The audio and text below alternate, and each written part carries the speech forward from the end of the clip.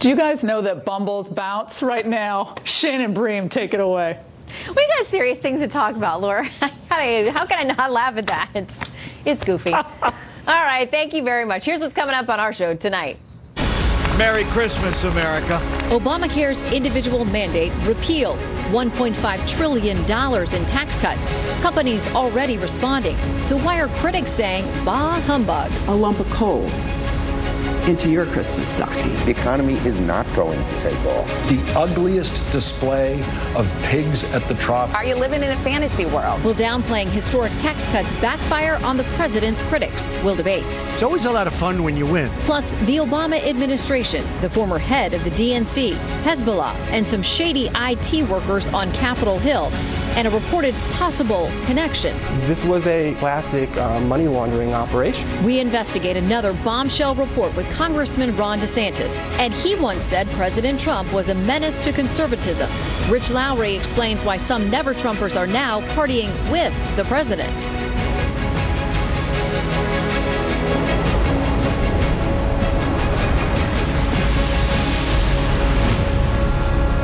Hello and welcome to Fox News at Night. I'm Shannon Bream in Washington. New tonight, as the most sweeping changes to the tax code in more than 30 years make their way to the president's desk, we're learning about new challenges to the $1.5 trillion tax cut and new indications it's already having a positive impact. First, those challenges. Blue states like California, New York, and New Jersey are already looking at taking legal action, trying to stop tax reform before it becomes law. The bill hits those states hardest with their high incomes, high property values, and high state and local taxes. For example, Bloomberg reporting tonight about this effect on Wall Streeters. Quote, one trader sipping a Bloody Mary on a morning flight to somewhere more tropical said he's going to stop registering as a Republican. New Jersey's governor-elect Democrat Phil Murphy says everything is on the table, including challenging the constitutionality of the bill. It's many thousands of dollars, Carl, and this is an awful bill for America. It's an awful day for America, and it certainly is an awful bill for New Jersey. We're going to have to fight back. Well, they're going to have to move fast because here are the pluses. Once signed, taxpayers across the nation will likely see the first changes to their tax and their paycheck withholding as soon as February. Also, several major companies announcing their workers will see some of the tax windfall from cutting the corporate rate from 21% from 35%, including big bonuses for workers in some cases. Democrats calling it all a public relations stunt, quote, a fraction of the bounty, as one media report puts it. Things are moving fast here in Washington, so we've got team coverage tonight. Ellison Barber has the latest on the next big fight, which is keeping the government open past a Friday deadline. And Chief National Correspondent Ed Henry is covering the developments since the president and the Republicans celebrated their legislative victory. So, Ed, we begin with you. Good evening. Well, Shannon, good to see you. I haven't seen any Bloody Marys around here at the White House tonight, but I can tell you, remember in the campaign, President Trump promised that Americans would get tired of all the winning. And while, to be sure, he has a long way to go before he can say that he's enacted a large share of his agenda, he is claiming momentum tonight that just a few short weeks or even months ago would have seemed impossible. Take a look at this pep rally he had on the South Lawn, in addition to that cabinet meeting, the last cabinet meeting of the year, where he was touting various successes.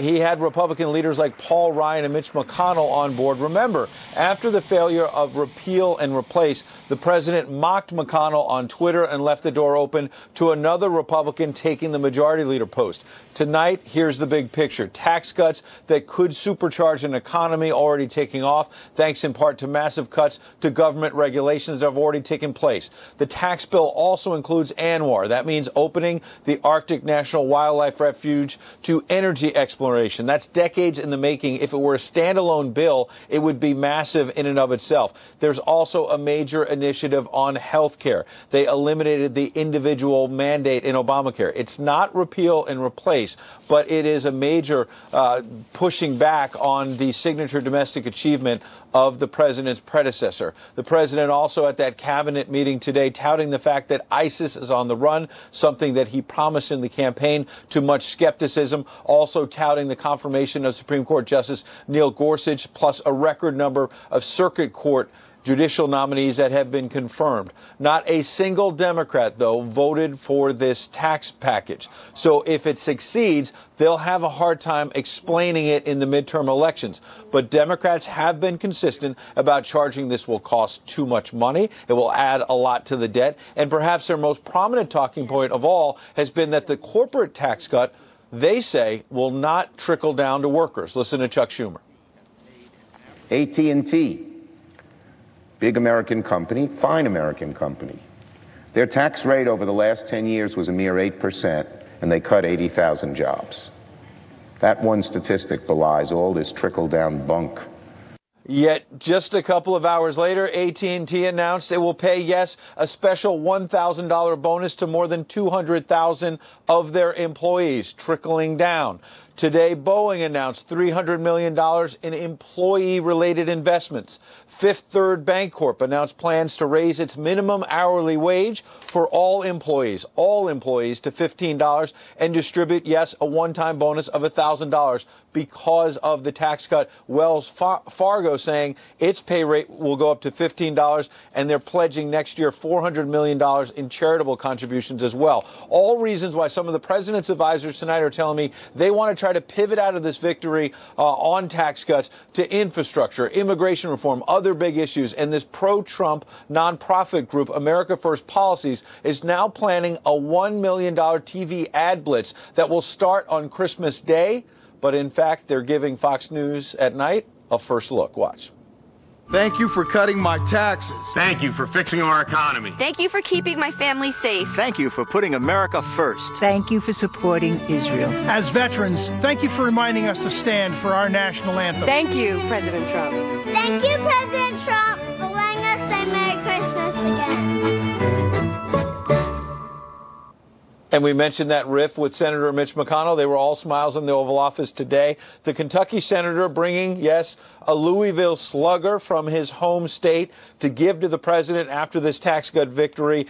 Clearly, they are trying to pivot out of this to other victories, although there are still a lot of challenges heading into the new year for this president, including, yes, that special counsel investigation by Robert Mueller. Shannon. All right. What a difference a big legislative win makes. Ed Henry at the White House. Thank you so much, Ed. All right. As President Trump and the GOP celebrate a big win on the tax bill, they do face a very new challenge getting Democrats on board with a funding measure to keep the government going past midnight Friday. The clock is ticking and loudly. Ellison Barber joins us now with more on that looming battle. Good evening, Ellison. Good evening, Shannon. Republican leaders and the White House say a shutdown is absolutely not going to happen. Behind the scenes, though, rank and file Republicans do not seem as optimistic. Utah Congressman Chris Stewart told one of our producers that the continuing resolution, was never going to be as easy as party leaders expected. He also said, quote, "We need to do a better job multitasking." Republicans met at 5 o'clock this evening and talked for about an hour, trying to find a way to move ahead. Do you have a plan? Yes. I think there's a number of different factors. There's, do you do 3 separate bills? Do you put them all together? The coalition of supplemental versus 702 reauthorization. There's some disparate needs in terms of defense is the biggie, right? We all want to get defense right. I'm optimistic we can get there. We're not there yet. Republicans tested the waters among their party tonight with 2 options. One, an interim bill that funds the government at current levels through mid-January and includes defense anomalies or bumps that increase spending, renewal of the controversial domestic spying FISA program, and some assistance for children's health insurance. The second, a standalone $81 billion supplemental disaster spending bill for hurricane damage in places like Puerto Rico and Texas and the wildfires in California. Some say Republicans waited too long to do all of this and spent too much time focusing on the tax bill. The bottom line is we haven't even seen anything. They're so busy with the tax proposal that we haven't even seen a proposal. House Minority Leader Nancy Pelosi sent this note to Democrats earlier today, urging a no vote on the CR. It says, in part, Democrats want to see funding for opioids, veterans, pension, and support for the DREAM Act, which would clarify the legal status for hundreds of thousands of immigrants. She also writes, quote, "Unless we see respect for our values and priorities, we continue to urge a strong no on the continuing resolution." Now, here's what some House Democrats said last week. The question really is as to whether or not we will have that leverage. We believe when we're discussing a spending package for next year that they will need our votes to pass it. And when they do, they will need to talk to us about what our priorities are, which includes DACA, which includes CHIP, which includes community health centers, which includes opioids. Republicans celebrated a major political win this afternoon. Little doubt about that. But now the question seems to be, will the Republicans in Congress negate that win in less than 48 hours by failing to prevent a shutdown and sending thousands of government workers home for Christmas without a paycheck? Shannon? All right, we'll keep an eye on it as it plays out. Ellison Barber, thank you very much. Well, Democrats find themselves in a conundrum tonight, having to fight a measure that hits wealthier blue states hard, but according to even its critics, will give 80% of Americans a nice tax cut. That means they have to downplay a $1.5 trillion overall tax cut. Here's how President Trump feels about that. Unfortunately, the Democrats don't like to see tax cutting. They like to see tax increases, and they like to complain. All right, former Chief of Staff for West Virginia Senator Joe Manchin, Chris Kofinis, and Matt Schlapp, the president of the American Conservative Union, join us now to discuss. Good to see you both, gentlemen. Good to see you, Shannon. Okay, I want to play a soundbite from Democrat Congresswoman Jackie Speier. Here's what she says about this bill that just got passed and celebrated today. So what we're doing here today is basically saying, wealthy Americans, big fat Christmas present for you. Tiny Tim, we're taking your crutch away from you and all the other kids in this country, and we're putting a lump of coal into your Christmas stocking. All right, Matt, so no crutches, just lumps of coal. You got to pick a metaphor in politics, Shannon. You got to pick one and go with it. Coal, a crutch. Look, I think the Democrats are on very thin ice. The president is talking about allowing working people to keep more of the money they work hard to earn. He's going to move to infrastructure, which is bridges and roads, which we all use. And then he was going to want to reinstate the idea that the states should put a work requirement on welfare reform. This resistance to everything in the Trump agenda might work for a lot of Democrats, but it doesn't work for those key Democrats up in more purple districts, especially those senators. They didn't vote yes on this tax bill. That's exactly right. None of them did. They're starting off by saying we're not going to agree with anything in the Trump agenda, and it's dicey politics, especially on issues that in the end are going to be very popular, including a growing economy. Well, Chris, they must feel pretty emboldened that they didn't need to vote for these. I mean, they feel like that was the right stand for them to take.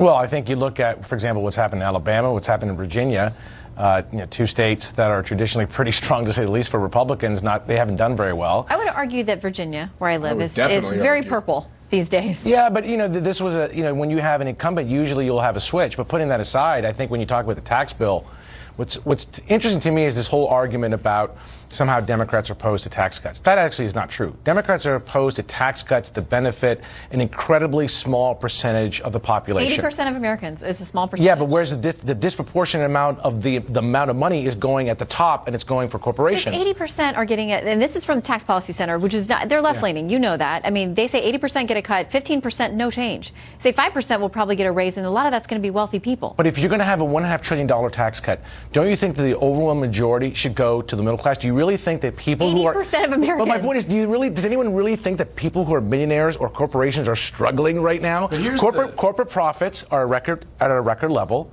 Right? We all know that. Now, you want to reduce corporate taxes? Great. But how do you reduce corporate taxes and with the same face and the same voice actually turn around and say you care about the deficit? You can't have it both ways. I reject this idea that the Democrats actually care about the deficit when Barack Obama spent more in 8 years than all the presidents before him. And I reject this notion that we shouldn't do everything possible to increase economic growth so that Americans have greater economic prosperity. I don't care who they're going to. I just want to put this up real quick. This is something that Ed had in his package. I think we have it too as well, about the different companies that today announced they're going to be giving bonuses. They're going to be pouring money back into their workers and employers. There were a number of big corporations. You can see them there: Comcast, Wells Fargo, AT&T. I mean, these are big names, Chris, of companies that said, great, we've got this now. Sure. A lot of you are going to get bonuses, or we're going to, in other ways, benefit our employees. Listen, I'm the happiest when anyone gets a raise. There's no question about that. Do you work for any of them? No, I do not. No, I don't. But if you look at, for example, the history of major tax cuts, the Reagan tax cut, the Bush Jr. tax cuts, right? Both during those big significant tax cuts, if you look at where wages have been for income for workers, they have been stagnant. For the last 3 decades, wages have been stagnant. It is right. That is right. And the other thing is right. And the other thing, the one thing about all those previous tax cuts is you had a significant number of Democrats that put the country's interests over their party's interests, and they actually did what was right for the economy. In 1986, the last big one of these was bipartisan, but there are Democrats, Matt, you know, who say this time around Republicans made it impossible for them to come along on this. And that's because they say it was done on reconciliation, and they make it sound like reconciliation is a Republican-only. Well, that is how we got health care. And that is wrong. The fact is this: there's all kinds of reconciliation measures in the past that have been bipartisan. There's no reason why the Democrats. And if Chris says the Democrats want to cut taxes, what's the name of the bill? I haven't seen the bill. So here's one thing. I can just use my former boss as a perfect example. When you're talking about, you know, a Democrat from a pretty reddish state as of late. He's turned red. Yeah, to say the least. He's in a little bit of trouble for that. Well, I mean, let's focus on the tax cuts, and he's not in trouble. He's won every race he's ever been in. He's very well loved there. Putting that aside. Putting that aside. Yes, we're talking about Joe Manchin, by the way, in West Virginia, and I've covered that race, and he is very well loved on both sides of the aisle. But Senator Manchin was very open to tax cuts. He met with the administration. He met with the president. There were discussions about it, and Mitch McConnell and the Senate Republicans and Senate leadership and others shut the door down. No, that's not right. It is right. Let me jump in. It is right. He said this himself. He said that he wanted a 25% income tax rate for corporations. That is out of step with where the world is. American jobs and American companies are leaving America because our rate had been too high. No, but if you want to create jobs, actually benefit the middle class. Wrap it up. There you go. Okay, well, and the thing is, I mean, we gotta see how the GOP now sells this, because before the midterms, they have to convince Americans that by the time they get their tax bill April of 2019, that this is going to benefit them. So they've got a job to do on that. Well, if you look Chris remains unconvinced. Well, if you look at the polls, you're right. Okay. Goodbye. Good to see you both. Thanks for coming in. All right, the Deputy Director of the FBI, Andrew McCabe, will have a closed-door transcribed interview tomorrow with 2 congressional committees. Now, the Justice Department, though, has sent a letter today to the House Judiciary and House Oversight Committee stating that McCabe will not be allowed to discuss anything related to Mueller's Russia investigation. Congressional investigators tell Fox News that yesterday's 7-hour interrogation of McCabe presented conflicts with the testimony of previous witnesses, and now that is prompting the House Intelligence Committee to potentially issue new subpoenas next week for FBI and Justice Department personnel, renewing speculation that demoted Justice Department official Bruce Orr, the one who was talking with Fusion GPS, he may be among those summoned for testimony. Well, a new twist in the case of an illegal immigrant teen seeking an abortion here in the U.S. Congresswoman Marsha Blackburn responds to the latest turn in the legal battle over young illegals in the U.S. and abortion. And a member of Congress demands answers after a report that the congressional IT staffer sacked by a leading Democrat may have been laundering money for Hezbollah through a phony car dealership. That's ahead. Plus, joining the party, what's the status of the Never Trump movement after today's big win for the president? Stick around to see how they're feeling.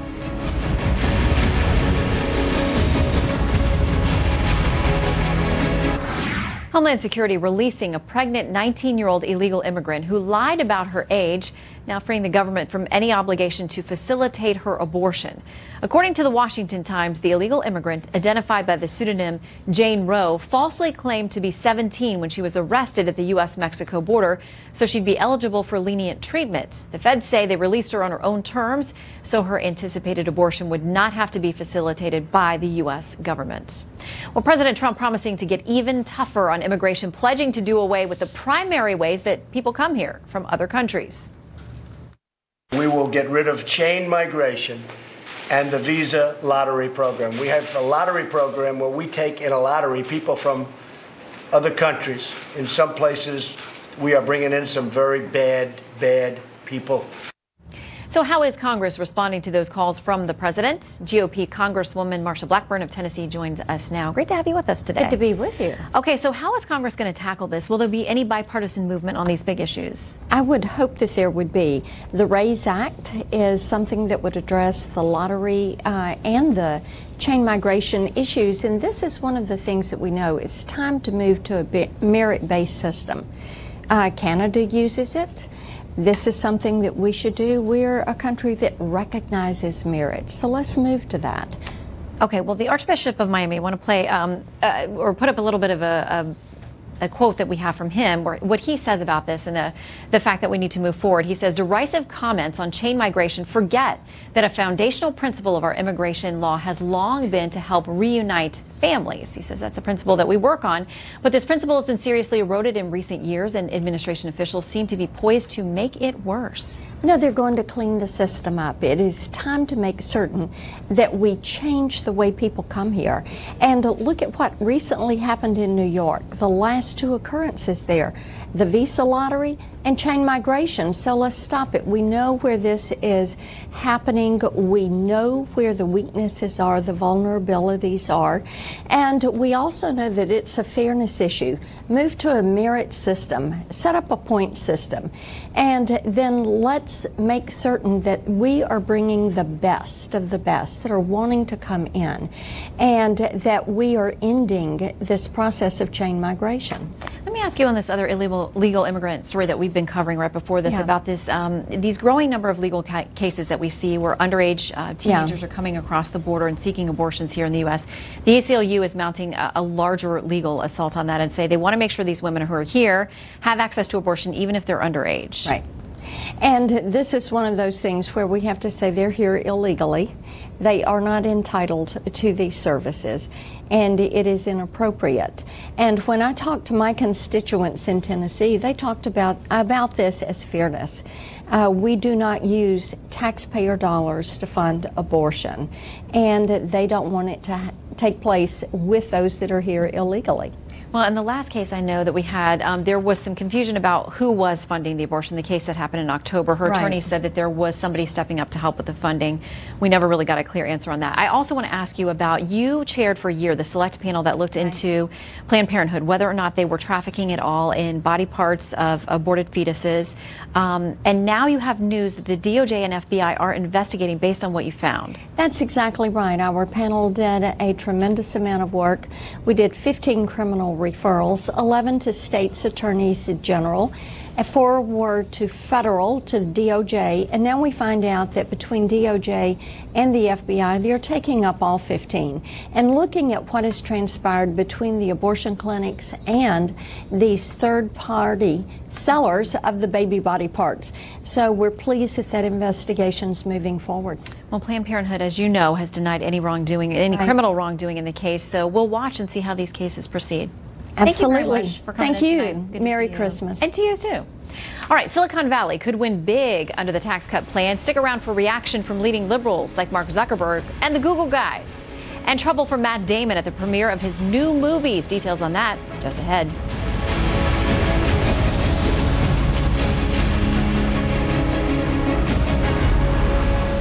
A busy night in Hollywood. Matt Damon did not show up for the LA premiere of his new movie, Downsizing. A Paramount rep said it was because he's dealing with an ongoing family matter. But The Hollywood Reporter says many believe he didn't show because of his recent comments over the current sex harassment controversy. Damon has said he believes the current culture of outrage needs to recognize that there is a spectrum of behavior when it comes to sexual misconduct. Meanwhile, longtime E! News host Kat Sadler quit the network after she says she found out a male counterpart of hers was paid close to double her salary for some time. Sadler writing on her blog that she asked for what she knows she deserves and was denied repeatedly. And actor Stephen Baldwin is predicting that older brother Alec, impersonator and vocal critic of Donald Trump, will be voting to re-elect the president. Stephen, an avid Trump supporter, told The Hollywood Reporter he believes his brother will vote for Trump after the actor benefits from the new GOP tax bill. Wouldn't bet on that. All right. Though many tech billionaires openly lean far to the left, are any of them praising President Trump or the GOP now that major benefits under the new tax cut plan are headed their way? Trace Gallagher's checking in on Silicon Valley tonight. Hey, Trace.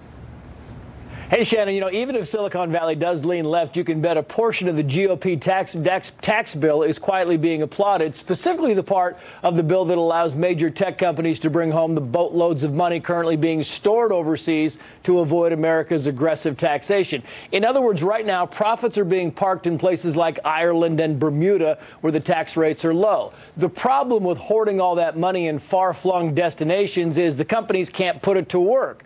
So now the Apples and Googles of the world can bring their vast wealth back to the U.S. at a one-time taxation rate of 15.5%. That's about 20 points off the current 35% rate. And here's the math. According to several reports, the big 5 tech companies, we're talking Apple, Amazon, Facebook, Google, and Microsoft, have about $457 billion in overseas subsidiaries. If you bring it all back stateside, instead of spending $159 billion in taxes, the tariff is only $70 billion. That's a cool $89 billion in added profit. And now you know why during the third quarter of this year, the big tech companies spent about 25% more on lobbying in D.C. than they did during the second quarter. Listen to how the president sold this last week. Watch. You look at the great companies, Apple and so many others, they have billions of dollars overseas that they want to bring back. Now they're going to be able to bring it back, and we'll be spending that money, and they'll be spending that money right here, and it'll be jobs and lots of other good things. Of course, it might be the other way around. It might be lots of good things and then jobs, because back in 2004, when George W. Bush signed a one-time amnesty for offshore profits, companies reportedly used the money initially for pay increases and bonuses. By the way, Zion Research estimates U.S. companies in general have about $2.8 trillion in offshore accounts. That's a lot of money that could come home. Shannon. We will watch and see. Trace, thank you very much. Federal investigators looking into Monday's deadly train derailment near Seattle are trying to determine if the engineer was distracted by a second person in the cab, maybe a cell phone or something else. Officials say the Amtrak train was going 80 miles an hour just ahead of a 30-mile-an-hour zone when the cars jumped the track and fell onto a busy highway. 3 people were killed. Investigators say a conductor in training was in the locomotive with the engineer at the time of the crash. All right, remember those Never Trumpers? What they're saying tonight and why it matters so much going forward for the president's agenda. And later, the Hezbollah connection to the Obama-Iran deal and some shady IT workers for top Democratic lawmakers. Does it all tie together?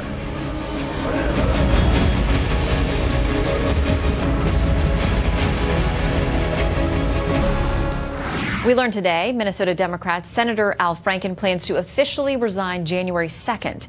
His appointed replacement, Minnesota Lieutenant Governor Tina Smith, is expected to be sworn in the next day. Franken announced his resignation earlier this month after several women accused him of sexual misconduct. Well, the Never Trump movement still has adherents within the Republican Party, even if they've been a little bit quieter lately. But after today's passage of the Tax Cuts and Jobs Act, is President any closer to winning over his harshest critics within his own party? Who better to ask than Rich Lowry, editor of the National Review? Great to have you with us tonight. Hi there. Okay, so how would you describe where you were on the president a year ago versus where you are now? Very skeptical, very worried about what might happen, both in terms of the agenda and his behavior in office. He was in the campaign, and he talked about he was going to spend more money on infrastructure than Hillary Clinton, talked a lot about ripping up trade deals and imposing tariffs. None of that has come to pass the first year. And this week is when I think we really reach the tipping point where we can say it's been a solid first year of accomplishment and conservative accomplishment. He'd always had those unilateral actions. Gorsuch is the most important, a lot of unspooling of regulations, which is good, but they had nothing legislatively. Big failure on Obamacare. Now they have a big victory on taxes. Some things that he noted today, they're kind of tucked in almost as afterthoughts on this bill, that if they're just standalone measures, people would have made a big deal of: drilling in Anwar, repeal the individual mandate. So I think you have to give him a pretty good grade on this year. Here's what you said in your piece. You said, for much of the year, Trump's presidency has seemed to be sound and fury, signifying not much besides the welcome ascension of Neil Gorsuch to the Supreme Court. Now it is sound and fury, signifying a discernible shift of American government to the right. So Do you think, even though you maybe are giving him credit, obviously, for some of these things that he's done, many within the mainstream media, no way that happens, and certainly not the left, even begrudgingly. I don't think we're going to see any of that. Well, one, they're lying about this bill. They're saying it's a tax increase for the middle class based on a projection of what happens in 2027 when all the individual tax cuts expire. And that's if Democrats don't, if they don't agree to extend them. So they're going to have some part in that if that does happen. Yeah, the only way it would happen is Democrats oppose it, which, you know, if they're so in favor of middle-class tax cuts, they wouldn't. So that would undermine their talking point there. They want to ignore the economy. And look, Trump inherited an economy that was much better than what Obama inherited, but right after his election, you immediately saw the stock market going up, a surge of business confidence on the expectation that you'd see deregulation, corporate tax reform, and tax cuts. Now all that's happened, so hopefully that'll be an accelerant on the economy and allow Republicans to take credit for the economy in the year ahead. And they need things like that because it does seem as though there's a Democratic wave building just based on animus towards this president. Yes. Okay, so let's talk through some of the things. You mentioned several of these. The ISIS caliphate virtually beaten, the stock market soaring, tax reform passed, out of the Paris Climate Accord, Jerusalem now designated as Israel's capital, at least the U.S. recognition, Anwar open for exploration, individual mandate repealed as part of the tax deal, Justice Gorsuch, unemployment down, and many other things. So we've talked a lot about the domestic and the economy, which a lot of businesses, as you said, were acting on the expectations there. But this issue about ISIS is really not getting much attention at all. And not to say that this group has gone away, because we know that they foment and you know, go into other areas and recreate as other things sometimes. But that whole caliphate idea that they were, you know, accelerating just a couple of years ago, it seems, at least geographically, that's been broken up. Yeah, it's a big deal that we're over the hump in terms of ISIS. And he's had a, you know, the left thinks of him as this just wild-eyed maniac just based on his Twitter feed. But you look at his policy in the Middle East, it's been quite cautious. There's been this very stovepiped war against ISIS that has been successful, but you haven't seen any major interventions abroad in the Middle East. With North Korea, it's more or less been a status quo approach, just with much more aggressive rhetoric. No one else would call him Little Rocket Man except for President Trump. I think he's but pretty there's unique not wars imminent on the Korean Peninsula either. A couple things where I think, you know, a lot of the deregulation and tax cuts, any other Republican would have pushed those things. Where I think you have to think maybe these are a couple things that only Trump would have done. Decertifying the Iran deal, pulling out of the Paris Accords, declaring Jerusalem the capital of Israel. These were things where he really ran totally against polite opinion, where a more conventional Republican might have been more hesitant to do that. Much has happened in this first year. Thank you for cataloging it. Very interesting piece outlining what's happened. Rich, Thank good to you see you. very much. Merry Christmas. You too. All right, they worked for former DNC chairwoman Debbie Wasserman Schultz. Could her former IT staffers have ties to Hezbollah or other terror groups? We're learning a lot more. We're hearing from a congressman who is demanding that the DOJ probe into this matter. He wants answers. Next.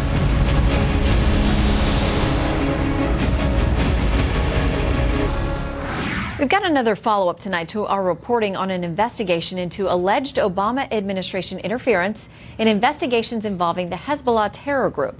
Politico reports that interference was because of the pending Iran nuclear deal. Tonight, correspondent Doug McElway on a possible Hezbollah connection to a scandal we've told you about previously here on Fox News at Night involving IT workers with high-level connections to the Democrats. It was called Cars International A. CIA for short, a used car dealership in Falls Church, Virginia, that a lawsuit alleges gave a bad name to used car dealers everywhere. Often bankrupt, the dealership took loans from a Hezbollah-linked businessman in Lebanon. They've got basically fake staffers. They don't have inventory. If someone shows up wanting to buy a car, they go across the street and borrow one. The owner? Imran Awan, the same man who, along with 4 family members, was paid $7 million taxpayer dollars to provide IT services to 44 Democratic members of Congress, including then DNC chairwoman Debbie Wasserman Schultz. During Awan's IT work, $120,000 of computer equipment went missing. Imran was arrested on unrelated bank fraud charges at Dulles Airport in July as he tried to flee to Pakistan. A Daily Caller News Foundation piece posted today found that Awan's used car business fit a curious pattern cited in a recent Politico investigation. This was a classic money laundering operation that is used by Hezbollah. Pakistani intel like ISI uses them as well. There were reasons, political reasons, why even as our nation's security was at stake, prosecutors didn't want to bring charges. The IT scandal occurred in the same time frame that Politico reports the Obama administration was pulling back on interdiction of Hezbollah drug operations, allegedly so as not to jeopardize the nuclear deal with Iran. Heading up the Obama administration's Organized Crime Drug Enforcement Task Force at the time was Deputy Attorney General Bruce Orr was demoted this month after Fox News' James Rosen reported that he had concealed meetings with Fusion GPS, the company which commissioned the anti-Trump dossier, and that Orr's wife, Nellie, worked for Fusion. There appears to be a cover-up. There's really no other way to look at it. Think about the timing of this. It's shortly before the 2016 election. WikiLeaks has just published the DNC emails. How is that not routed to the highest levels of the FBI? This at least cries out for a serious investigation when you got people who have money problems hanging out with and getting a loan from someone who is known to hang out with Hezbollah, and they have access to the server for dozens and dozens of Democrat elected officials. Late today, Fox News confirmed that the House Oversight Committee will be launching an investigation in the next few days. 5 months since Imran Awan's arrest at Dulles, he has yet to be charged with any espionage or terrorism crimes. Preserving the Iran deal is one explanation, but there's another. Imran Awan downloaded thousands and thousands of Democratic members' personal emails onto external hard drives.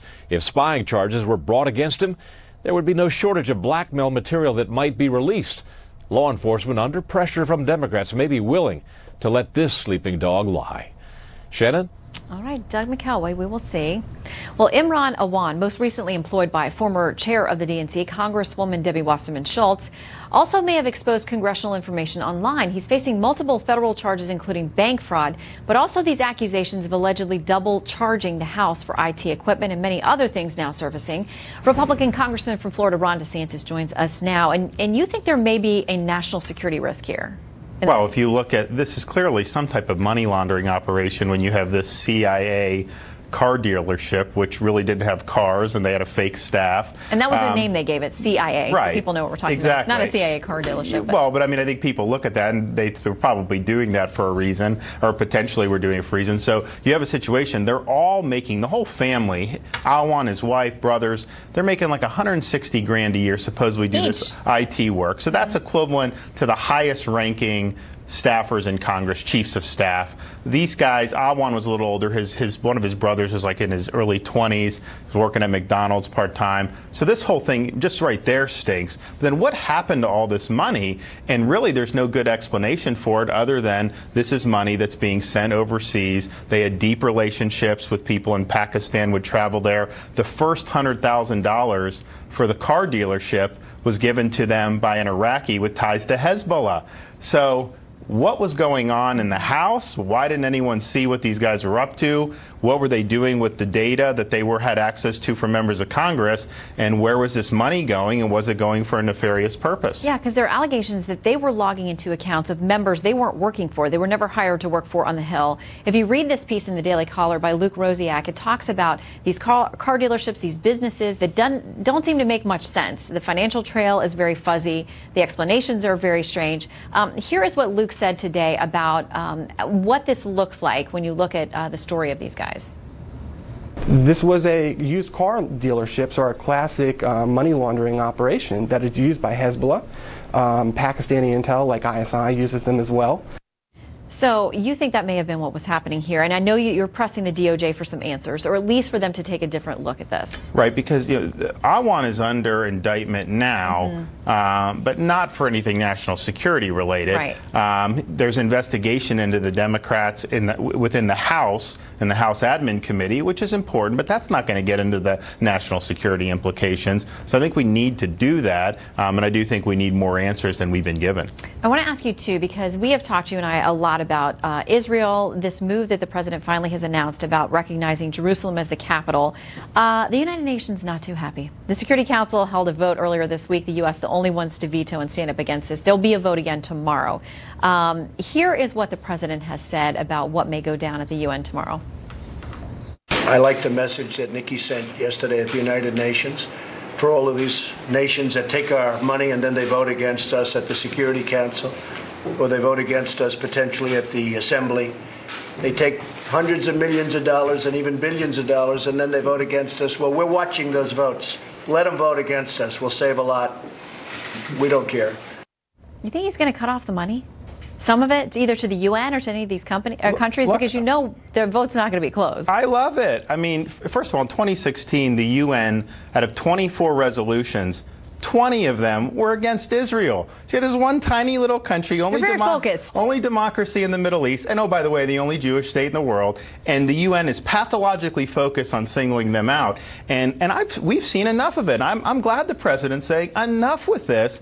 His decision to recognize Jerusalem was the right one. It was not necessarily an easy one because other presidents have promised it and they reneged on their promise. He kept his promise, and I think that was the right decision. And I look forward to Nikki Haley standing up for the the president's decision and standing by our friend Israel. She says they'll be taking names tomorrow. Meanwhile, we know we've got a busy week. Try to work on getting the government funded. Keep us updated on that. But thanks for making time in the meantime to stop by. Good to see you. Merry Christmas. And Merry Christmas to you. All right, coming up, an incredible story of survival and striving of a badly wounded Marine. Stick around.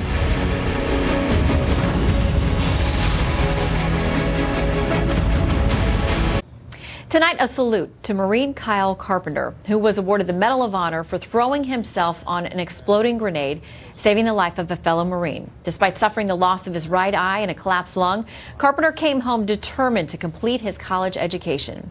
He graduated Monday from the University of South Carolina. Carpenter called it one of the most incredible moments since he woke up in the hospital and realized he had a second chance at life. We can never thank him enough, and congratulations. Most watched, most trusted, and most grateful you spent the evening with us. Good night from Washington. I'm Shannon Bream.